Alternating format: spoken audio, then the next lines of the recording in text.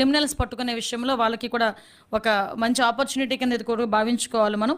అదేవిధంగా ఇంతకు ముందు మీకు చెప్పాను, ఇంతకుముందు మనకేంటంటే ఆ 15,000 సీసీ కెమెరాస్ మనకి ఇంతకు ముందు ఉండేవి. ఆ సీసీ కెమెరాస్లో మనం మొన్నటి వరకు అసలు పనిచేసేవి కాదు, కొన్ని పనిచేసిన దాంట్లో కూడా ఫుటేజెస్ కూడా మనకు వచ్చేవి కాదు. ఇప్పుడు ఈ 15,000 కూడా అసలు ఎన్ని వర్క్ చేస్తున్నాయి, ఇంకా ఎన్ని కావాలి. ఇప్పుడు చాలా క్లియర్గా చెప్పిన పరిస్థితి ఏంటంటే ఎక్కడైనా ఒక నేరం చేసి తప్పించుకోవడానికి వీలు లేదు నేరస్తుడు. ఎందుకంటే నేరస్తుడు ఎక్కడ తప్పించుకుంటున్నాడంటే మనకి ఆ టైంలోనే ఆ సిస్టమ్ లేక, అంటే ఆ ట్రాకింగ్ సిస్టమ్ లేక ఇమీడియట్గా మనం సీసీ కెమెరాస్లోని కంటిన్యూటీ సీసీ కెమెరాస్ మనం ఉండాలి. ఒక ప్లేస్ నుంచి ఒక ప్లేస్కి సీసీ కెమెరా వెళ్ళిన తర్వాత మళ్ళీ దాని కంటిన్యూటీ ఉండాలి.